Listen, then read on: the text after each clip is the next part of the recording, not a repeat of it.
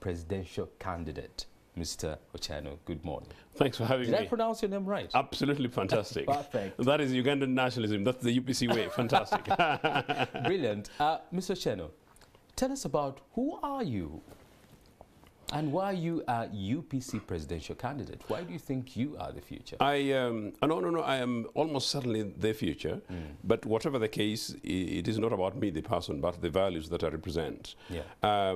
I was stuck in traffic at Kololo, not far away from where I stayed with my cousin shortly before going to university. And that is just off Acacia. I had to abandon the car and jump on a motorbike. And I did so because of traffic. I did so because nobody planned. I did so because of the plans that UPC had in the 60s and the early part of the 80s is not in place. I did so because one of the places where I'd been away, where you were wondering where I was, Kampala would have tram, meaning trains that are light that share bus lanes, and Kampala would have the big train that we were planning as way back as 1989. That would have been a fast train between Malaba and Kampala. It would possibly be the fast of its kind in Africa. So this is the point. UPC is not only the future, but the values that I represent. Now, my worry is that somehow, as you said in the introduction, for the last nearly 10 years, we've been wrapped up in wrangles following the election of Olara Tunu as president. And after the election of Olara Tunu as president, of course, we had issues. I personally had some of my own views. But he was elected with the mandate of the majority of the delegates at Nambole. Since after Olara, yes, Olara handed over to his vice deputy. It's a bit of a long, boring story, but it's an important story for Ugandans. That Olara's vice, whom he handed over, became a candidate for elections to replace him. Yeah. That candidate became Joseph Bosa, now late, together with others, and my good brother and friend, Jim McKenna. Constitution had been changed that we should have district nomination delegates, and you needed to get a threshold before you go to the delegates conference to have an election as a leader. Jimmy got the majority. The point is that somehow, that is where things went wrong. Jimmy did not wait for the delegates conference to formally constitute itself and formally elect him as president. Yeah. Where Olara is still the president who constitutionally has to go through this process. Somehow, he pushed himself into Uganda House, which was a rather sad story. You guys in the media might have watched it. I saw it from a distance, not particularly good press at all for UPC. And then, of course, the Olaras, meaning the other team, basically contested this in court, and Jim was found to be in contempt of court and rather basically in breach of the rules. So he wasn't president. So he appealed. The appeal took 5 years. So basically it was holding the party hostage. This party that needs to sort out Kampala, holding it hostage. And so wisely, 2020, Court of Appeal ruled, Lady Irene Milogonja, fantastic ruling, that this party needs a bit of a parental guidance, and new elections should be held. Jimmy is not president. The party should hold fresh elections. Fresh elections were called for. And for me, from a distance, I simply said that, look, this thing had been toxic between Jimmy. This thing has been toxic between Jim and Walobiri. This thing has been toxic between some of these faces. And this thing needs not a new face, a fresh start, but an opportunity for members of the party to come together. And I thought that over several years, we're trying to bring the party together and focus the campaigns really on the issues that matter to this country and issues that matter to the youth of this country. And it wasn't apparent, so I offered myself as a candidate. I was a former head of the party's bureau in UK until the president asked me to return in 2005 when we won the court case against Museveni. And in between then, of course, I've been in and out. So that's, in a way, one of the reasons why you're asking this. But I was away doing my work, and then I thought that, no, we need to sort out this mess in the party, but also need to sort out a national mess. At the time, I was particularly concerned because we're leading to the elections of last year. And UPC, which is the independent political party, needs to provide the leadership and guidance, including to the position of how to oppose, meaning how to address real national issues. UPC was absent in that. And I thought, elections will come 2021. UPC will be possibly in a bit of a mess. And yet, this is a pot of gold that the Musevenis put in the junk. We need to bring this pot of gold from the junk, put it on the national table, clean it, and then give it to you, the young guys of the citizens of this country, to take this country and this party forward.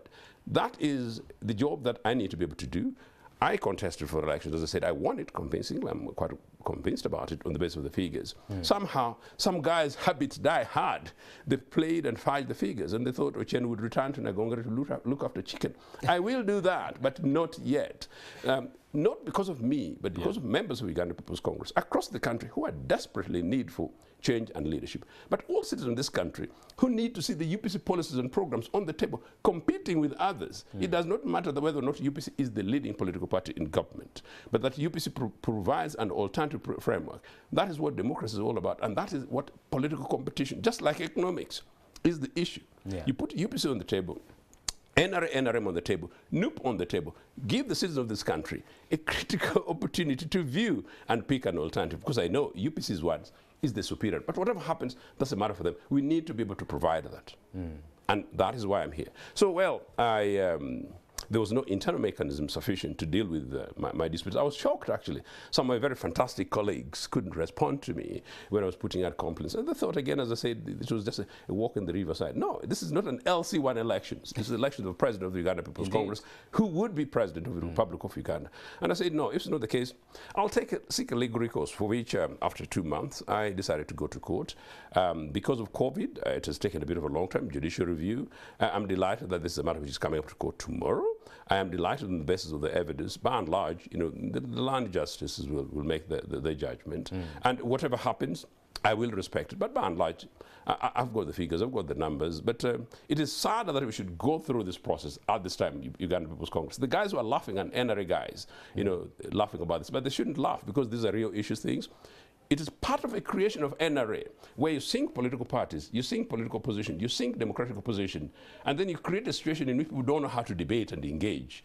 And so that is where I possibly believe in some of the guys in UPC. They don't know how to go through some of this process. I'm simply saying that, no, this country is better, this party is better. We need to be able to have this conversation. Let's have this matter resolved. Unfortunately, as a court of last resort, which is court of, the judiciary, national judiciary, resolve this matter, and I hope we'll have a new UPC president, but very quickly.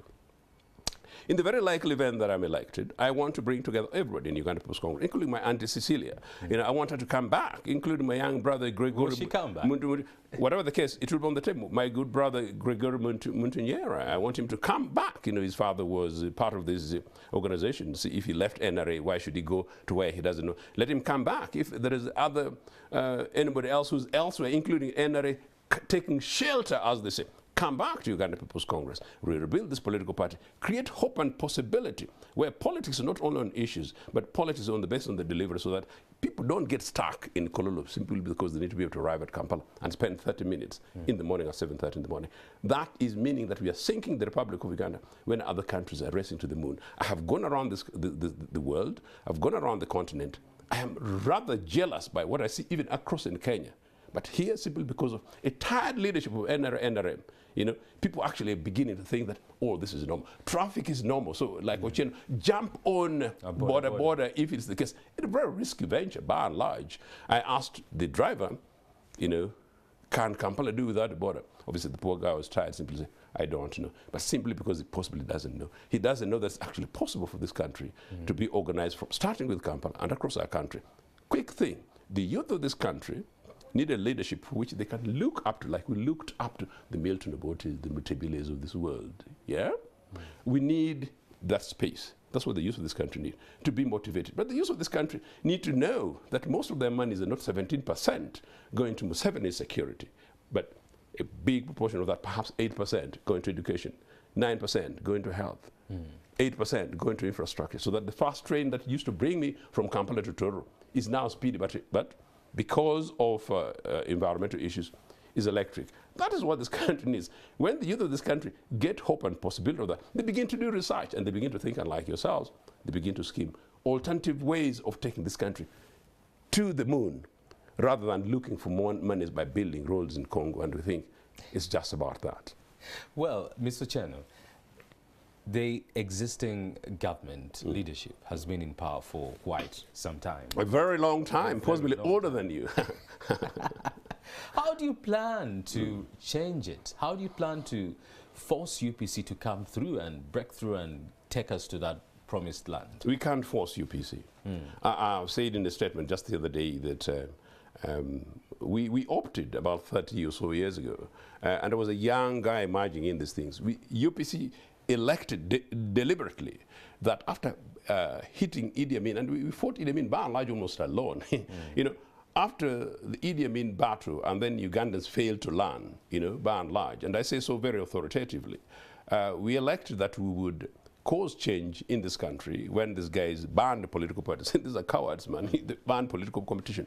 We said we would cause change in this country through political, diplomatic, and legal means, and that's the approach we took. I spent a huge amount of my unfortunate youthful time as a refugee, fighting and knocking doors, begging, listen to us, until 2004, in a very, very wise move, the judiciary in this country ruled that the ban on political parties was both illegal and unconstitutional and should be lifted.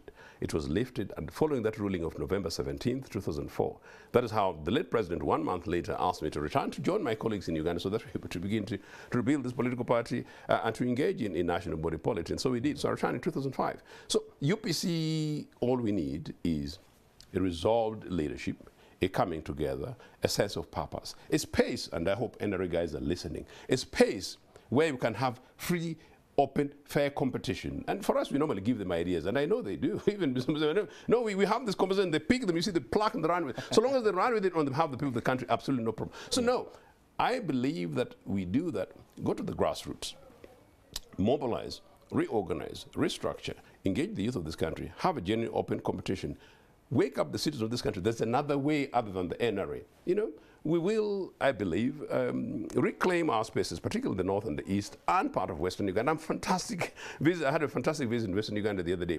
Many people are just putting some of these yellow things just to take shelter. I'm just asking them to, you know, please be bold, be men and women enough, and just come and have a conversation. And we'll do that. So we're going to do it genuinely, openly, democratically. But the other thing is this: whatever happens, after 36 years, no political party really has any freshness to put on the table. Yeah. The citizens of this country are genuinely desperately looking for an alternative.